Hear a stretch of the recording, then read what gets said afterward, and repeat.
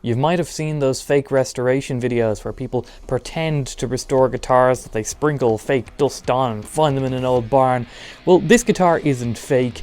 This dust is 100% real, and it's the result of just pure neglect for several years. The perpetrator of that neglect is, it's me. But I will explain why. But first, what even is or was this guitar? It doesn't look in the best of shape currently, but this video is really just kind of assessing what shape it's in and maybe what we're going to do to it. So this is, or maybe was, I suppose, a 1994, so it's 30 years old, Ibanez RG470JB. But this was a more budget-friendly Ibanez RG. It was made in Korea in the Samik factory, which is identifiable by the serial number on the back of the headstock. Kind of what's funny about it is, while it was the budget guitar back then, it wouldn't be considered now. If you got this guitar built, same place, same people, same specs, it would probably be about 1,200 or so euro. So I think it's definitely worth saving, because from what I remember, this was good. So let me start cleaning this up, and then I'll tell you why it's in the state that it is. Okay, so this goes back several years, back to when I bought this guitar. I got it for a really, really good price, because it was a budget guitar. It was classified as a budget guitar. It was a lower end guitar. Ew, it's covered in dust and cat hair. Gingy is currently inspecting the project. I feel like, oh yeah, he just asked you to subscribe right now. Now, when I bought it because it played well. This is an Ibanez Wizard 2 neck, so it's got that skinny wizard neckness. It's like a vintage Ibanez. I guess it is a vintage Ibanez. It's 30 years old. But it played well. I just did not like how it looked. This guitar originally came as like a dark, I think it was jewel blue or something like that it was called. It was a really dark blue. It was essentially black in most lights. And I didn't like that. Like, all the Ibanezes that I liked were the super bright coloured Steve Vai stuff. And here was me with this like really, really dark coloured one. I didn't like that. So I got the bright idea when I was, I don't know, 16-ish? 17 maybe? 16? Something like that. That I would refinish this guitar. And as you can see, that didn't really work out all that well. The initial concept was that I was going to do a swirl job, like the old Ibanez gems that Vi was playing.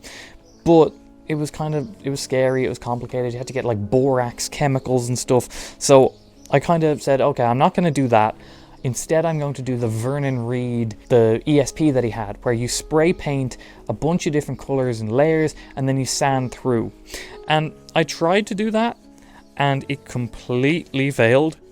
Very, very much big fail. Looking back, I think what it was I didn't really fully wait for each individual layer to cure before spray painting, and then when I sanded it just messed up the whole thing. And also, my air quotes workshop is just outdoors, so I don't have the best weather at most times, which means that when I messed it up, I basically had no more time. I had to wait another year to try again, and I waited another year and then had to get paint stripper to just remove most of the layers and layers of just crappy paint that I put onto this. And you can see it in the back that I've, that bit hasn't been removed, and there are all sorts of different neon colors. It was a complete flop. That board is looking infinitely better now that it's oiled up. It actually looks healthy. So then what happened was that I sanded it down, I paint stripped it, sanded it down, and by that time I just kind of abandoned it. I left it, I put it in a corner, and I never got back to it. This neck and body were just sitting on shelves for years, probably 6-7 years, I don't know, but there were years of just, this was never put back together. So I kind of want to assess where it is now, and because I haven't, and see what we're going to do to this. Because I feel like we should go back to the original plan. A swirl finish on an Ibanez. I think it goes so well. The swirl finish was initially popularized on guitars done for Steve Vai's Ibanez Universe in 1990. The process involves suspending a layer of paint across a vat of water and mixing this paint together, creating a swirled pattern. and then slowly but carefully dipping the guitar into this paint mixture, and once the guitar comes out, or anything comes out for that matter, it has the paint swirled on the surface. I've got a duct taped bag of parts here that I have from the original guitar, a blue strap, whoa, and several screws. Now as far as the parts go, I could put this guitar back together and it should be functional. Like, it was functional beforehand. Like the electronics, they could probably do with an upgrade. The switch could probably be changed pretty easily enough. And the pots, these pots are the super small ones, so I might change them just for full-size pots. The pickups, I don't know, I want your input on these. Should I keep them? What I'd love to do is take the pickup rings out. In fact, that was one of the original plans on this body that I wanted to do. I failed at filling in the holes for them, so we'll actually do that properly this time. These pickups, I don't know, they're kind of DiMarzio based, I think. The INF1, the INF2, and INF S1. I don't want the pickup rings. I think that cheapens. It doesn't look good in an Ibanez RG. But now we're on to the thing I'm most concerned about with this guitar. The bridge. Now the main concern I have for this guitar is putting the bridge back on, because this had this problem when I got it. I bought this secondhand years and years and years ago. I think it should work. If we look at the bridge close up, there is like a chunk taken out of the knife edge where the guitar would rest on the pivot post, and I don't know if that's, I mean, it's not optimal. It should work. I should be able to put it back in. I wonder how much would be just a replacement, just a straight up in replacement. Ibanez LO TRS, it's made in Japan, but it's like their cheapest bridge. It's, no, we're not paying 200 quid plus 40 shipping. That's on Reverb, no. So we're not going to be doing that. I think any kind of licensed Floyd Rose, or any Floyd Rose in general, will fit into this route. It shouldn't be a problem, but I know that knife edge, it doesn't look great, to be honest. It does have that big chunk taken out of it, and actually both of them are kind of a bit worn, actually. So that's not great. That's the only thing I'm thinking about. Let me know in the comments, should I maybe consider changing this out? And if so, for what? But other than that, like, the more I look at the pickups, I don't think black pickups are going to look right. I might need to get some different pickups just for aesthetic reasons. I should probably talk about the aesthetics of what we're planning for this guitar. My goal is to swirl this, but I saw an Instagram post of a guy who swirled an Ibanez Iceman, and it looked really cool. It was like pinks, purples, light blues, white.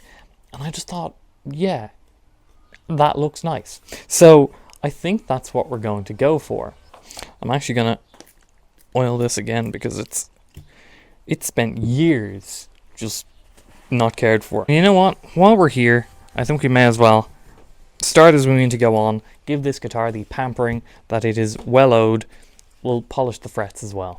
From what I remember playing this guitar, it was actually a really good player. I just didn't like the color. That was juvenile me. To be honest, I still agree with juvenile me that I don't really like the dark blue color. It didn't do the guitar justice, but it played really well.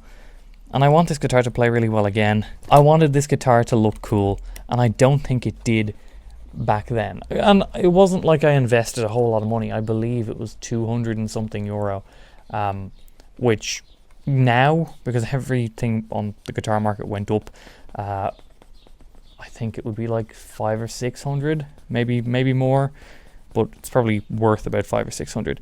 But you know what? For like a 30-year-old Ibanez with a Wizard 2 neck, it's not a bad price that I paid for it. So I just want to get this back in action in this series of videos. There'll be a couple. This is just really the assessment of what we're going to do, and I'd ask for any suggestions you think that we should do. Should we change any of the hardware? Should we, I don't know, pickups, electronics, bridge? Bridge is the big thing. I don't know what we're going to do about that. So suggestions are very much welcome. Please let me know. I think the frets are looking quite nice now. I'm going to start sanding the body. Weather isn't looking too great at the moment, so it's looking like it's gonna rain, but I can get a start on it. We can take a little look from there. So the guitar has been sanded, kind of. but I can't remember what it was sanded to, what grit it was, anything really. So I guess we'll start with something like 180 and just build up to a higher grit. It should be mentioned that by no ways am I a professional at all, hence why, I mean, look at it. So this is not a how-to, I just feel like I should add. This is already looking a lot better than it was, I think. We still do have to fill in these holes. I should probably do that before I do any more like severe sanding. We do have a couple of like slight dings. Hopefully that'll be sanded out, or I mean, we could use some filler primer maybe. But yeah, just looking at the front to what it was on the back, we are making significant progress with just a little bit of 180.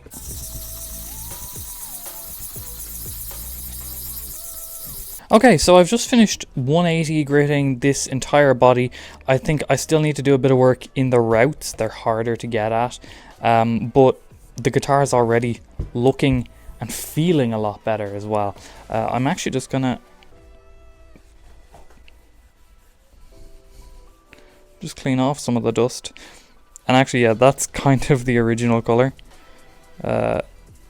It's looking quite dark, but that might be your thing, but it wasn't mine. So I think there's two things I have to do before the next video. I need to figure out how to get these washers out, because they are really in there, and I need to get them out before painting anything. I think I taped them up last time, and I'm not going to do that this time. That is not the way to do it. So I think I need to do that, and I need to sand the entire body up to a much higher grit, and then I'll see you in the next video for some painting. So subscribe for that. Anyway, that's all we've done so far. Make sure to like the video and subscribe if you want to see it in a bit better condition next time, and let me know what you think as well on certain options about this guitar. Thank you for watching, and we'll see you next time. Bye bye.